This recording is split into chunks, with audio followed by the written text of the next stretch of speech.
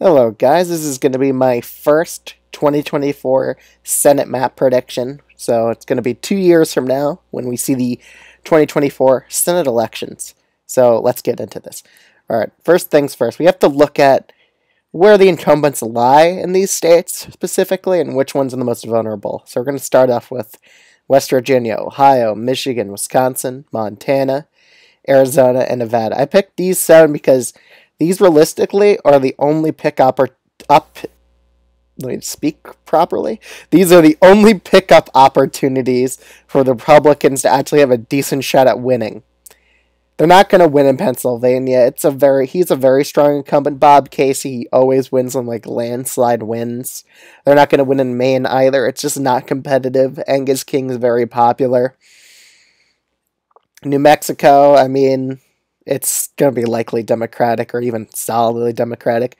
Minnesota, I'm pretty sure this is Amy Klobuchar's seat. She's easily going to win here by over 10%. Might even win by 15, probably around there, I would say. Virginia, honestly, it's not going to be competitive either. Glenn Youngkin isn't going to run for this seat. He's not going to abandon the governorship this early just to run for Virginia Senate. Plus, we've seen popular governors run for Senate before. We saw Steve Bullock and his failed Senate bid in Montana in 2020. Usually, being a popular governor doesn't translate to a Senate win, especially in a state that's more Democratic or Republican. Well, Virginia's case, it's Democratic. Overall, these are the seven pickup opportunities Republicans have. Let's go into the Democratic pickup opportunities. Texas and Florida. These are the only two states where Republicans are defending their Senate seats in a competitive race. Florida, it's pretty much off the board. I think Texas is more like the better seat for Democrats to invest in because Ted Cruz, among Republicans, he doesn't have the best approval rating. He's somewhat unpopular in the state of Texas, typically. Even Beto O'Rourke almost beat him in the 2018 Senate elections. So if the Democrats run a good Senate candidate, they could put Texas on the board as a competitive Senate seat. But for now, let's get to the margin ratings of each one of these states. So let me start with California, Washington, Hawaii, New York, Maryland, Delaware, Jersey. Actually, I'm going to come back to New Jersey. It's a special case. Virginia, if it's Glenn Youngkin running, then it goes to likely still, or maybe the best case scenario goes to lean for Youngkin, but he's not going to abandon the governorship in New Jersey that freaking early. He's going to serve his whole time there because it would look really bad on him if he didn't finish out the term. Massachusetts, Bernie Sanders' seat in Vermont, Angus King. Amy Klobuchar, she frequently wins by landslides here. Utah, Wyoming, Nebraska, Missouri. Josh Hawley, no matter what here, is probably going to win by over 10% in this state. I don't see it going that competitive in 2024, especially with Trump or DeSantis on the ballot because they're the most likely nominees. Tennessee, Mississippi, Indiana, North Dakota. All right. I think we could go to the likely states now. So New Jersey, it's likely just because I'm pretty sure his name is Bob Menendez. He has a lot of corruption scandals around him, but it doesn't matter. He won before by likely margins in New Jersey. He'll probably do it again, even with all those scandals. Bob Casey, extremely strong incumbent. I don't think Republicans are really going to try in this race, nor should they. They have 7 other pickup opportunities they should focus on instead. So Pennsylvania's off the board for Republicans. I don't think they could win it, even with like a decent candidate. Bob Casey, you just look at his electoral history. He pretty much landslides most elections he's in. New Mexico, it's going to be a likely state here. Even Republicans' best candidate in the gubernatorial elections, they ran him, and he was like the best candidate for New Mexico, and he still lost by a likely amount. So if he runs again for the seat, he's also going to lose by a likely margin, probably by 8 points. I think we could go to Florida. Florida, it's Rick Scott's seat, and the only reason it's likely and not safe because it's Rick Scott. He's pretty unpopular with people, but he pretty much gets by by just spending tons of his money for his campaign. So that's one benefit for him. He has a lot of cash on him, so he could avoid any competitive races. And Florida's is getting a lot more Republican. At best, it's probably like likely Republican or could go to lean, but still I'm putting as likely for now.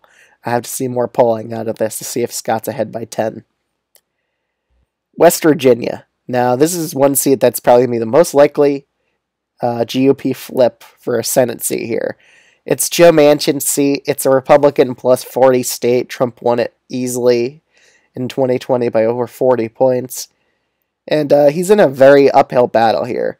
He's going to have to do a lot of work. I mean, considering that the one polling, Triton Polling, did polls of the West Virginia Senate race before they had Manchin up, but after he passed his inflation reduction bill he wrote, that made his approvals go down a bit in West Virginia because there's a lot of Republicans in this state, and now he's disapproved of by a bit in West Virginia, and polls show him down by around 7-ish to 8-ish points, so I would say he loses by about 8 or 9 here, just because Republicans wanted them to be a lot more, wanted him to have more opposition towards Biden's administration, and he did do a good job of that at first, but now Republicans want to vote him out because he's not acting conservative enough in the Senate. So that's pretty much what's going to happen. But if there's one person who could pull a rabbit out of the hat, it's Joe Manchin. I mean, he won in 2018 against all the odds. Could he do it again? Probably not, because a Republican will be on the ballot, and most people usually just vote down ballot, whatever the party they root for. But we saw split-ticking voting before in the 2018 and 2022, most recently, elections. So, I don't know, but it's likely Republican for now. That's for sure. Let's see here. We could do Michigan. Michigan, I'm teetering on putting it to likely Democratic because it is Debbie Stabenow. She does frequently win by a lot, but I'm going to put it as lean Democratic for now. I think she wins by 4 against a Republican opponent, mainly because I do think that any Republican being in the ballot who's decent will definitely help the Republican Senate candidate quite a bit in this state. So I'm putting this as lean Democratic for now.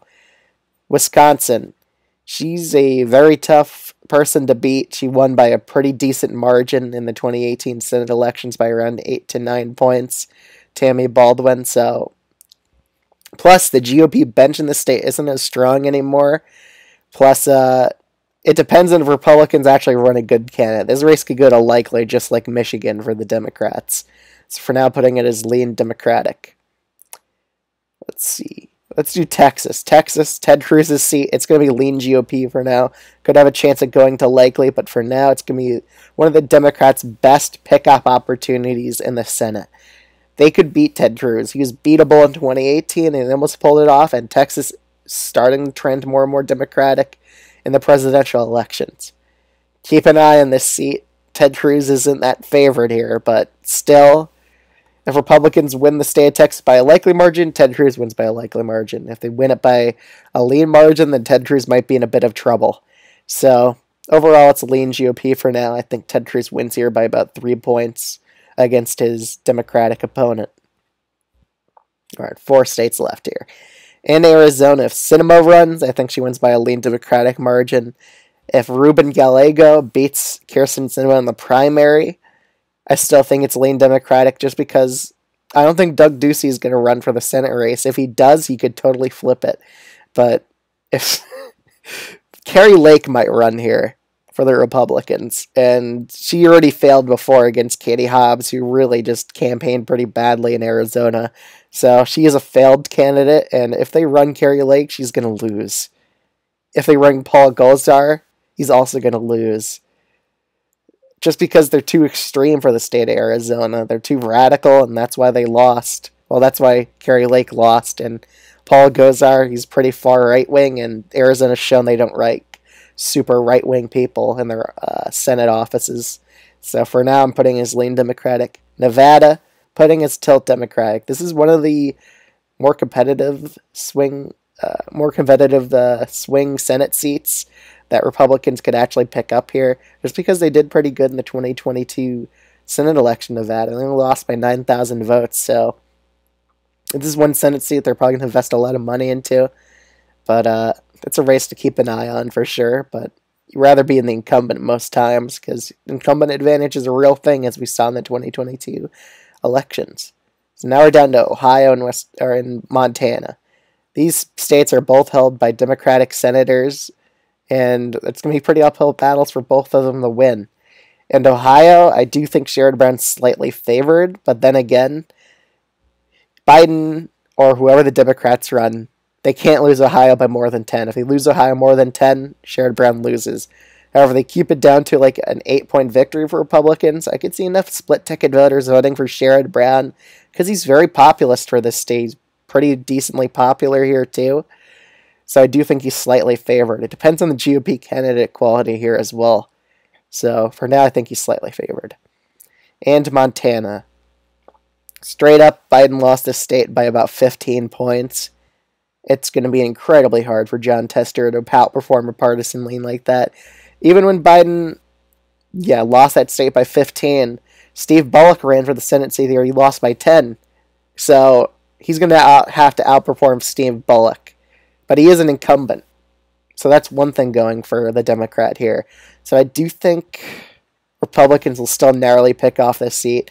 Because guess what? They're running like the worst candidates possible. Ryan Zink, Matt Rosendale. Matt Rosendale, I'm pretty sure, lost to Tester before in the Senate race. And Ryan Zink, he's that House Republican who really underperformed in Montana's new district. He only won it by 4, which was a Republican 1 seat by 8. So, yeah, it's going to be on candidate quality here. It'll take like a monstrous amount of ticket splitting in the state, but then again, Montana is the ticket splitting state. They like doing it quite often. So keep an eye on it. But overall, I do think Tester is slightly not favored here. So that's why I'm putting his tilt Republican. So that means the Senate is 51 Republicans and 49 Democrats, assuming Warnock wins the runoff in December. Thank you guys so much for watching this video. Like, comment, and subscribe, and I'll see you guys in the next one. Peace out.